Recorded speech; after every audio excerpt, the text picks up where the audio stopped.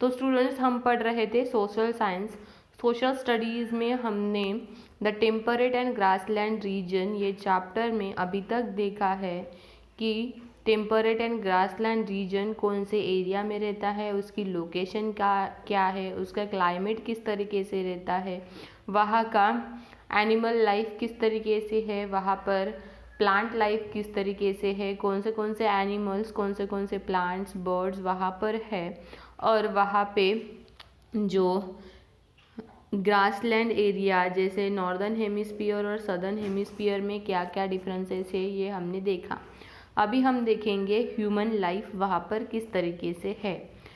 तो यहाँ पर the temperate grassland use to home to the nomadic animals. Nomadic मतलब क्या है, जिनका एक ठिकाना नहीं रहता, वो जहाँ पर उन्हें अच्छी जगह लगे, जहाँ पर उन्हें वाटर का सोर्स मिले, जहाँ पर उन्हें सभी चीज़ें मिलती है, वहाँ पर वो क्या हो जाते हैं, माइग्रेट हो जाते हैं ऐसे people.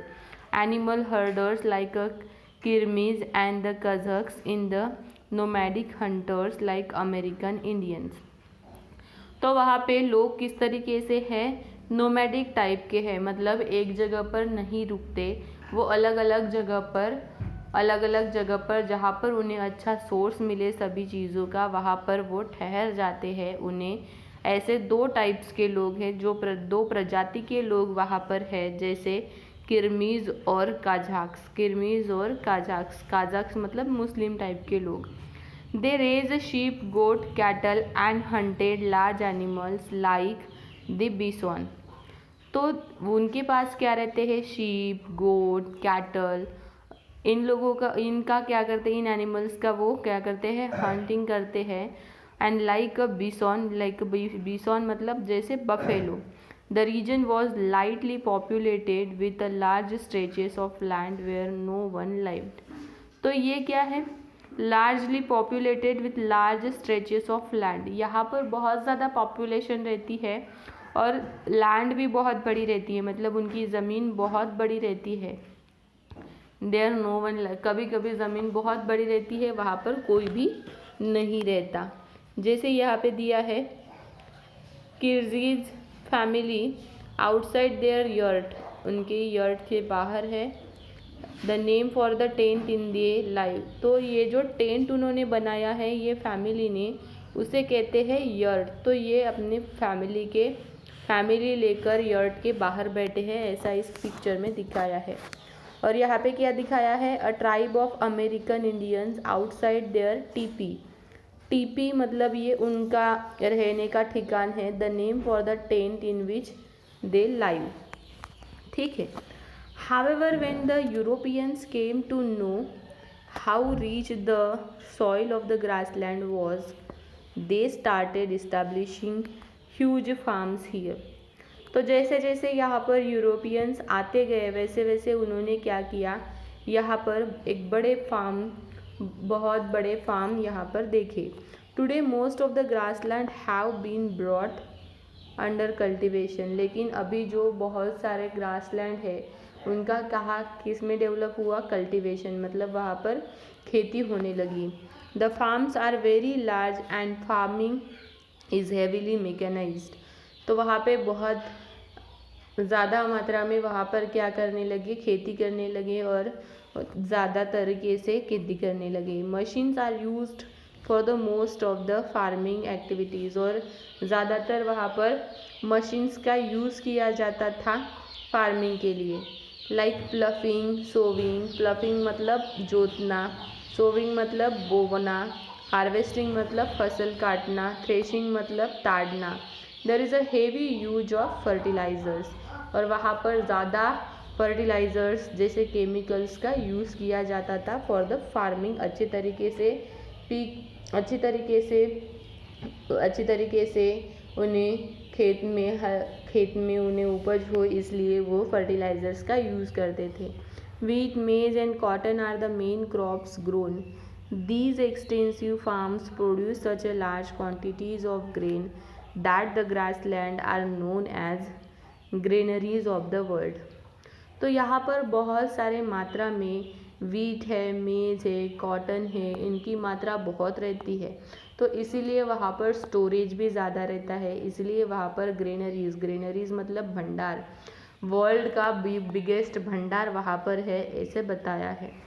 Livestock ranching is another important activity temperate grassland. Livestock मतलब पशु पक्षी को पालना, ये भी वहाँ पर एक बहुत बड़ी एक्टिविटी है। In the drier western part of the prairies horses cattle are raised large farms called ranches.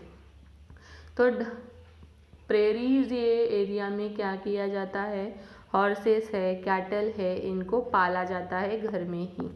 तो वहाँ पे टेकन केयर बाय रांचेस और एनिमल हर्डर्स, जो उनकी निगाह रखते हैं, जो उन्हें चारा पानी देते हैं, उन्हें कहते हैं काउ बॉयज़, दैट इज़ चरवाह। उन्हें कहते हैं चरवाह, मतलब वो उनका देखभाल रखते हैं। Cow boys often travel for the days together with the cattle in search for अच्छा खाना उन्हें मिले, इसलिए काउ बॉयज़ उनके साथ साथ क्या करते हैं, ट्रैवल भी करते हैं।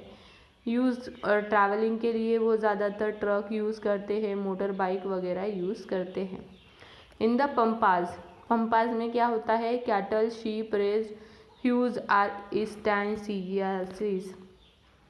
तो पंपाज ये एरिया में कैटल और शीप ज़्यादातर वहाँ पे पाले जाते हैं, उसे हम कहते हैं instances. Here people who take care livestock, और यहाँ पर जो पशुओं को ख्याल रखता है वह उसे क्या कहा जाता है, गाउचोज। The sheep raised in the rich grass of the pampas are much in demand around the world for their meat and wool. यहाँ पे नो मोर में क्या दिया है, ये आपको पढ़ना है।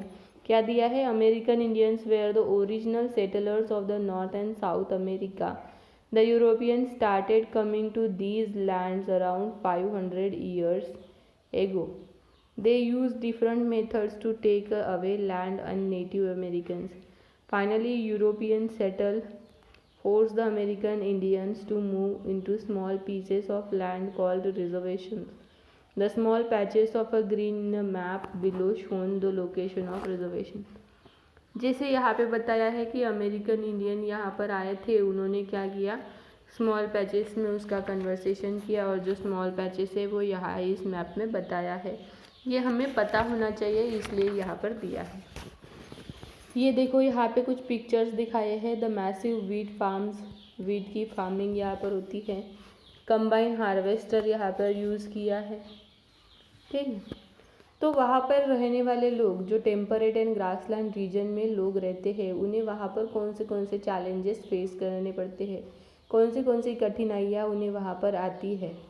The soil of the grassland is rich, soil of the grassland is rich, वहाँ पर सॉइल ज़्यादा है, but overuse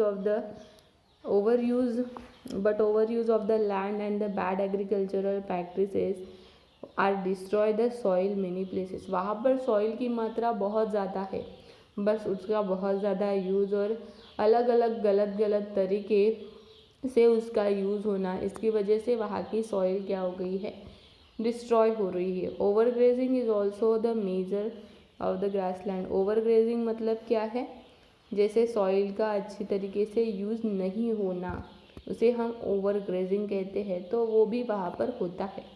the way forward is to take a step, provide the fertility of the soil, provide the fertility. अगर अच्छी तरीके से हम अगर सॉइल का ख्याल रखेंगे तो सॉइल में वहाँ पर अच्छी तरीके से बीज आएगा। फर्टिलिटी मतलब क्या है, वहाँ पर अच्छी तरीके से खेती होगी। Multiple crop should be grown rotation and the same piece of land rather than a single crop, this will help retain nutrients in the soil. तो अगर हम अलग अलग तरीके के क्रॉप्स वहाँ पर ले, अलग अलग पीस ऑफ लैंड में अलग अलग तरीके के क्रॉप्स ले, तो वहाँ पर सॉइल के जो न्यूट्रिएंट्स है वो अच्छी तरीके से टिके रहेंगे, इसलिए हमें अलग अलग तरीके के क्रॉप्स वहाँ पर लेने चाहिए। और यहाँ पे दिया है ये जैसे काउबॉयज़ यहाँ पे दिए हैं, और ये gauchos tending sheep in the pampas दिया है, ये इनके पिक्चर्स हैं। ठीक है स्टूडेंट्स, तो यहाँ तक हमारा ये चैप्टर ख़त्म हो जाता है। ये चैप्टर में हमने देखा जैसे टेम्परेट रीजन कौन से लोकेशन में है, क्लाइमेट किस तरीके सा है, वहाँ पर रहने वाले प्लांट्स की लाइफ किस तरीके से है, एनिमल्स की लाइफ किस तरीके से है, ह्यूमंस की लाइफ किस तरीके से है, उनको कौन से चैलेंजेस फेस करने पड़ते हैं, ये सब हमने इस क्लास में पढ़ा है। तो यहाँ तक हमारा ये चैप्टर ख़त्म हो जाता है। इसके बाद हम देखेंगे नेक्स्ट चैप्टर और इसके क्वेश्चन एंड आंसर। आपको होमवर्क में ये सब पढ़ना है और उसके साथ साथ आपको ये सब अपने होमवर्क के कॉपी में लिखना भी है। ये पढ़ के आपको ऑडियो बना के ग्रुप में भेजना भी है और इसकी राइटिंग करना है।